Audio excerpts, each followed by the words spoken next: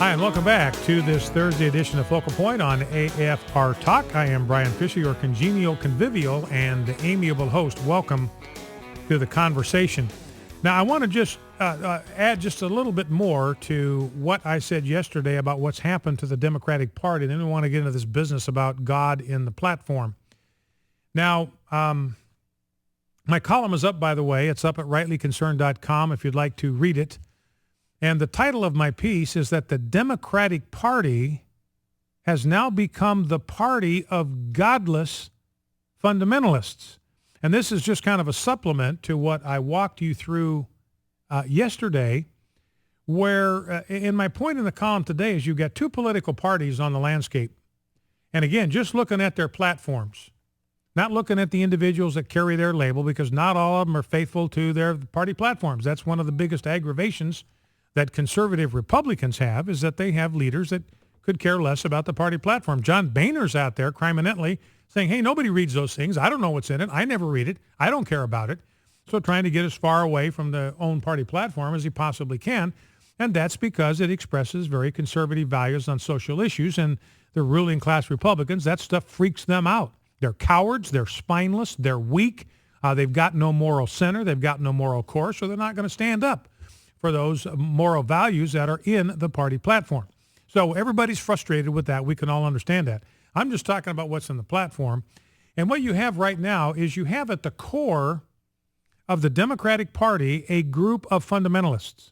And you have at the core of the Republican Party a group of fundamentalists. Now, because of media spin and distortion, everybody thinks that the only fundamentalists are in the Republican Party, those rabid, religious, right-wing fundamentalists. So when people use the word fundamentalists, all they ever think about are Christians and evangelicals. But the reality is there is a hardcore group of secular fundamentalists who are at the heart, the core, the heart and soul of the Democratic Party. Now, evangelical fundamentalists, they're called fundamentalists because we believe in the fundamental truths that are found in the Word of God. We believe, for example, in the existence of God. We believe that there are certain truths that are self-evident, just like the founding fathers did. And we believe that there are transcendent moral standards enshrined in the Ten Commandments that are obligatory for all people at all times in all civilizations under all circumstances. They are transcendent moral standards. They're not culturally defined or culturally limited. But the Democratic Party has a fundamentalist core as well, only they are secular fundamentalists. And what is at the core of secular fundamentalism is, number one, a resistance to the public acknowledgement of God. That is a fundamental value of secularists. They do not want God mentioned. They don't want him referred to. They don't want him talked about. They don't want him acknowledged. They don't want him prayed to. That is a core value for them. They are secular fundamentalists, and they're rigid about that. This is part of their dogma. This is a part of their orthodoxy. And they also believe that all truth and all morality is relative. Truth is relative. Moral claims are relative. And that's an absolute for them. I mean, they will say, look, we don't believe in absolutes. We think absolutes are bad. Well, do you absolutely believe that all truth is relative? Absolutely, I believe that. So they've got an absolute. They're just too blinded by their own folly to recognize it. So they have these two absolute fundamentals. There should be no mention of God in public life, and all truth and morality is relative. Those are fundamentals with them. They're rigid about that. They are unbending about that. They are unmoving in their attachment to these fundamental core ideals. That's why I call them secular fundamentalists. They will not brook any compromise or concession on those issues. And they have been working since 1972 to take over the Democratic Party, these secular fundamentalists. As indicated yesterday, prior to 1972, both of the parties, the Democratic Party and the Republican Party, shared the same moral values. Their values, their planks, their beliefs as a political party on such issues as abortion and marriage and homosexuality were identical. Both parties believed in God. Both parties believed in the Bible. Both parties believed that abortion was wrong. Both parties believed that marriage was a sacred institution established by God.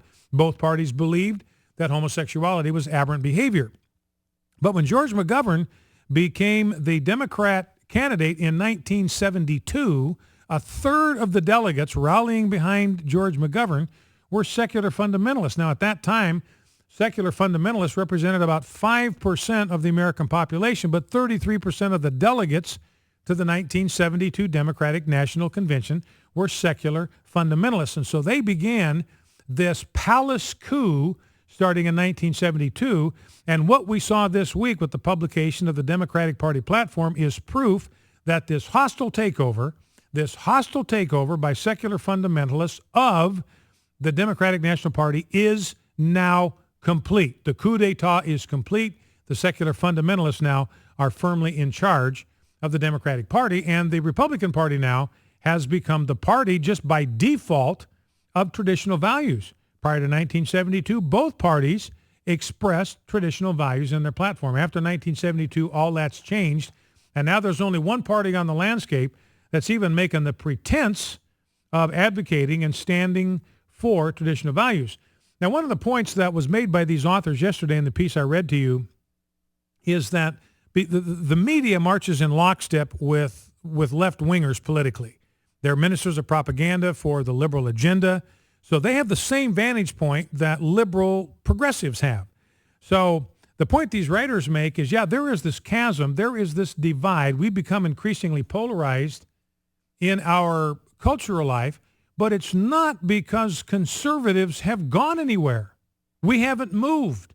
Our values are the same today as they were in 1972. They haven't changed. We haven't budged. We haven't moved one single solitary inch. We have not lurched to the right.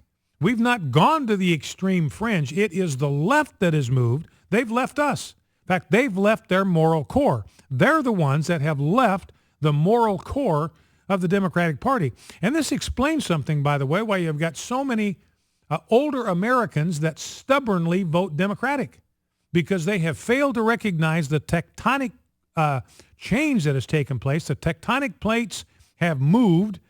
The ground has shifted under their feet, and they're just now beginning to wake up and realize that this is not their father's Democratic Party anymore. The values of this party are at variance with what the Democratic Party used to stand for.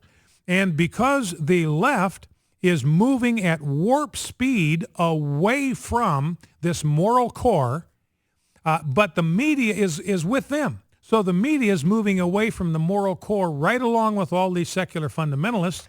And so what it looks like to them from their vantage point, it looks like it's the right wing that is moving away from them at warp speed. That's not true. We are standing where we have always stood on the same Judeo-Christian values that animated the Founding Fathers. They're moving away from us at warp speed, but because they're all in it together, they think they're stationary. They think they're at the center of the universe. They think they're at the center of truth. Then it looks to them like we are the ones that are moving away from them. Now, this business about throwing God out of the party completely, it's just a logical outcome, inevitable outcome of everything that they have been doing since 1972. And the reality is secular fundamentalists have the same kind of control. In fact, secular fundamentalists have more control over the values of the Democratic Party than evangelical fundamentalists do over the Republican Party. So that's where we're headed. That's where we're at right now. I'll play a soundbite from the chairman of the Palm Beach County Democratic Party. He said that fundamentalist Christians want to slaughter Jews. They just want Jews to die so Jesus Christ can come back. So the bottom line now is Democrats have been thumbing their nose for decades at Americans who believe in Christ, have a simple and sincere faith in the gospel and in the Bible. And they have so alienated this core demographic. Now they've got to pander to everybody else under the moon just for votes. So the bottom line in my column is this: the hostile takeover of the Democratic Party by the forces of godless secularism is now complete. The message to values-driven Democrats is run for your lives. Now let's see if we've got time to squeeze in. Well, let's first of all, I want to save the soundbite from the floor yesterday. Let's go to clip number 9. This is Debbie Wasserman Schultz, and she's trying to explain how this happened. How did God get completely leached out of the Democratic Party platform. How did that happen? And here's what Debbie Wasserman Schultz had to say. Here's how she tried to wriggle out of that mess. Look, platforms are many pages long. The bottom line is that we've taken steps, we've amended it. President Obama felt it was important to reflect his personal view, and it's done, and we're moving forward and continuing this convention. And what about the process of changing the platform? 3 voice votes that had to be done. There was some booing on the floor. I mean, that's obviously not what you want to be seeing. Discord here on what's really... There wasn't any discord. You know, Mayor Villaraigosa, as he presided, in order to amend the platform, it takes a 2... He had to just make sure that we had a 2/3 vote, and when he realized that we did, we moved forward. And did you really feel like it was 2/3? It seemed like a lot of people felt like maybe it wasn't quite there. Yes, it was absolutely 2/3, and I know because our platform was adopted yesterday that has a very strong pro-Israel language, is a strong pro-Israel platform. So that's Debbie Wasserman Schultz saying, look, I think explaining to Piers Morgan, look, this was just inadvertent. This was just a technical glitch. It was a technological glitch. Something just kind of dropped out. And so Piers Morgan couldn't believe it. He was incredulous at that. He said, you're saying this was an accident, that you kicked God out of the platform and it was an accident? And she didn't answer that. She had no answer to that because it's obviously absurd. This was very deliberate. And Barack Obama, don't let him lie to you, Barack Obama had seen the language in the Democratic platform, and he signed off on it. He signed off on a godless platform. He knew this, and he realized immediately after the firestorm was generated that they had stepped in it, that they've got to do some damage control, and so they went back to try to clean it up. Now, did you hear Debbie Wasserman Schultz's excuse at the very beginning of that soundbite? It's just many pages long. She says, that's the problem. There's just so many pages in this thing. Doesn't that sound like Nancy Pelosi?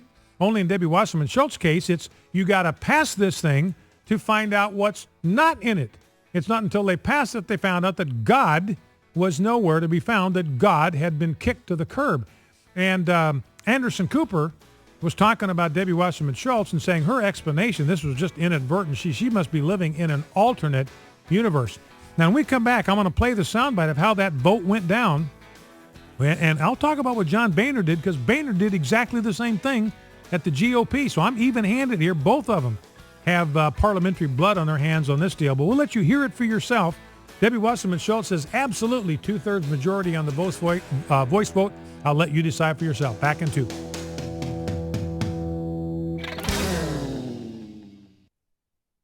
The 2012 election.